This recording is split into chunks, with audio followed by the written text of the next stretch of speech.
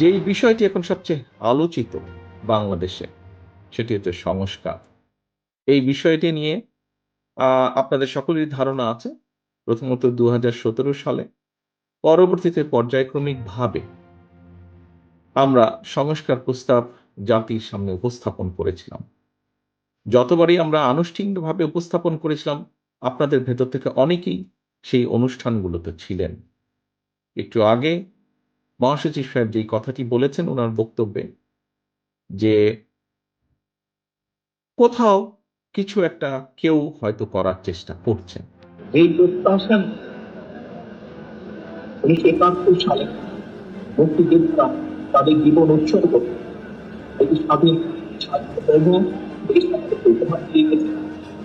পরবর্তীতে বাংলাদেশের মানুষের গণতান্ত্রিক অধিকার সমুন্নত রাখার জন্য বিভিন্ন সময় রাজনৈতিক কর্মী সহ সাংবাদিক সহ বিভিন্ন পেশার মানুষ আত্মহত্যা দিয়েছে। তাদের আত্মত্যাগ যাতে বৃদ্ধি না যায়, পরবর্তীকালে গত ১৬-১৭ বছর রাজনৈতিক কর্মী সহ বিভিন্ন দলের গণতান্ত্রিক রাজনৈতিক দলের কর্মী সহ বিভিন্ন শ্রেণী পেশার মানুষ, সাংবাদিকরাও রয়েছে, খুনের শিকার, তাদের আত্মত্যাগ যেন বৃদ্ধা না যায়। পরিশেষে জুলাই আগস্ট মাসে যে সকল বাংলাদেশের নাগরিক স্বৈরাচারকে বিদায় করানোর জন্য, নিজের গণতান্ত্রিক অধিকারকে প্রতিষ্ঠিত করার জন্য নিজের জীবনকে উৎসর্গ করেছেন, তাদের এই প্রতিটি মানুষের এই উৎসর্গ যেন সার্থক, তার জন্য আমাদের সকলকে এক প্ল্যাটফর্মে এসে কাজ করতে হবে। আমাদের সকলকে সচেতন থাকতে হবে।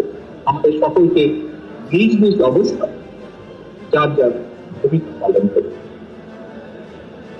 প্রিয় সাংবাদিক ভাইরা, আমরা খুব সহজেই বুঝতে পারছি একটি মহল যারা অবশ্যই Recording in progress.